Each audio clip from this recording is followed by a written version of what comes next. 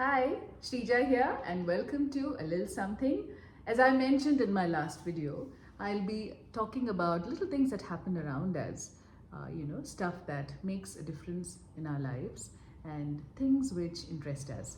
So, the topic for today is streeties, or those strays that hang around in our neighborhood and make a huge difference in our lives. So, I thought the best way to start off a discussion like this would be to get in my dear friend Leena. Leena, say hi. Hi everyone, this is Lina here. Leena is a dog stylist and she works not just with the pure breeds but with a lot of strays. In fact, she fosters them as well. So let's start off with Leena. Why don't you introduce yourself Hi. properly? Hi, this is Lina. I run a grooming center called Popad. I groom cats as well as dogs. So this has been running for the past 10 years. This has also gotten me involved to do with a lot of, the streeties, adoption of indies, as well as adoption and rehoming of breed dogs as well within Bangalore. Okay, so this growing trend that we find now, Leena, is that streeties are being adopted by caretakers, and people in the neighborhood. Can you tell us something about it? So there are a lot of people who are opting to adopt indies as of now because indies, they belong to this space. They are extremely intelligent. The maintenance is much lesser than what we would require for a pedigree dog, and there is a lot of awareness that is happening to do with our street dogs. So and indies as well. So it is something that is really helping.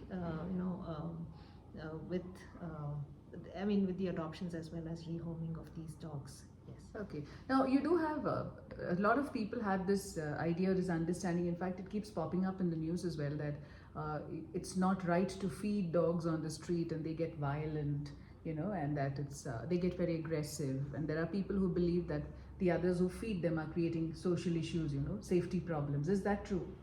No, actually, it works the other way because what we have is we have a symbiotic relationship with the animals around us.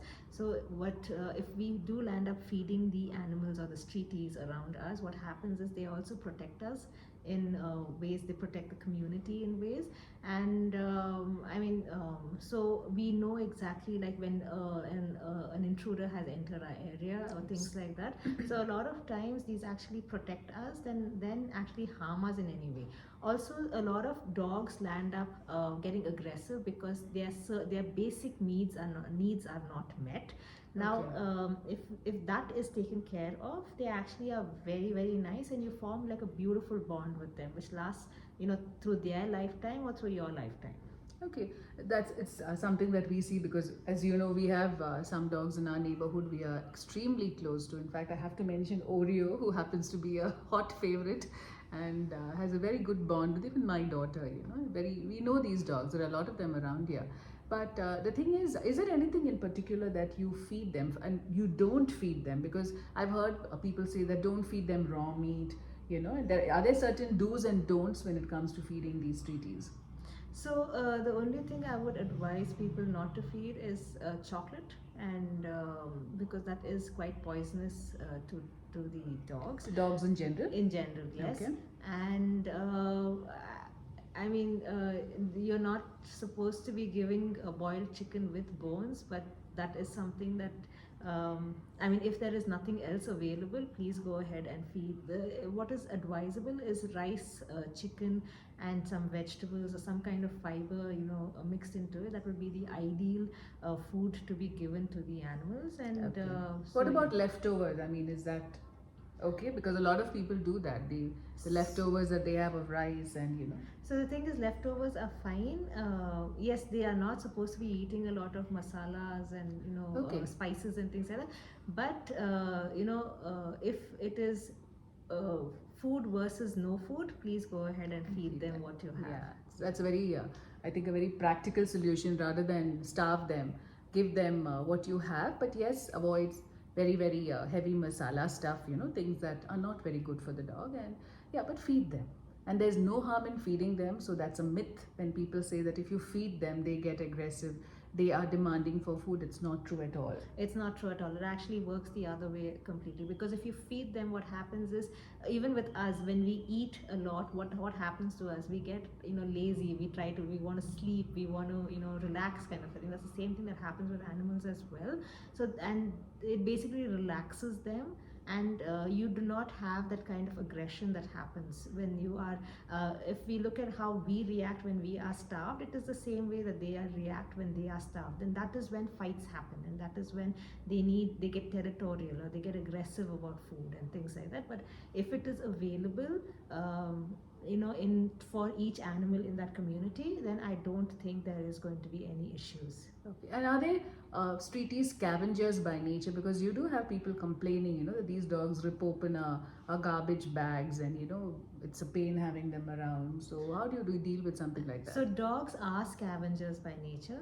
It is not just Streeties, even the pedigree dogs are scavengers by nature. So that is why you will have pedigrees running towards garbage dumps. Oh, Things like that, when they go for walks and you have the owners chasing them. You can So ask Zoe. so these things do happen. So they are basically scavengers. So yes, I mean, they are going to rip apart garbage bags, and they are going to go, because those are the smells, or they are quite curious about it. And like I said, they are scavengers. So if you don't want your garbage ripped apart, it is better to keep them in a space that the dogs cannot get them.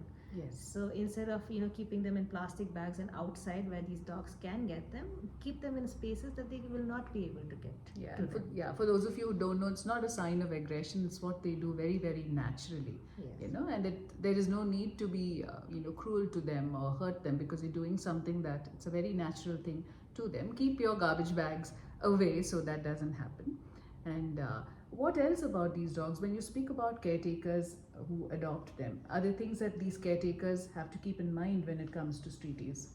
So there are two ways of adoption. One is where you do passive adoption, wherein you do have them even they're living on the streets, but they are taken care of by you. Okay. So they are.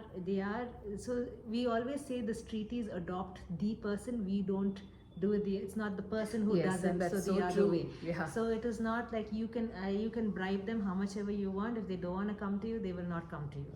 It's like they have their streets, they have their space to They're go pretty to. selective that way. So the thing is, if they do choose to come to you and they do stay around your space, first of all, you're very lucky. Secondly, it's like you give them the basic care that they require. So yes, vaccinating them is important, making sure that, because there are certain diseases that spread wildly, and then they can really wipe out the whole it's like a whole community of dogs. They can wipe them out very easily. So these are things that we need to be aware of. Yes, so vaccinating them is very important. Neutering and spaying them is also very important, wherein you do not have litters happening every 3 months or every 6 months, and because every litter that you have will have 8 to 9 puppies, which again would require that many caretakers, or the adoptions and things like that, or rehoming and things like that. And food is like, these are the basic things. And if it rains, just open up your gates so that they can come in and sleep.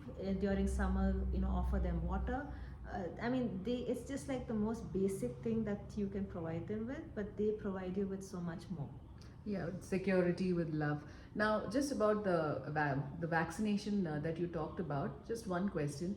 These, as you said, some of these infections can wipe out the entire dog population. Are these something that humans can catch from them? Are they infectious? No.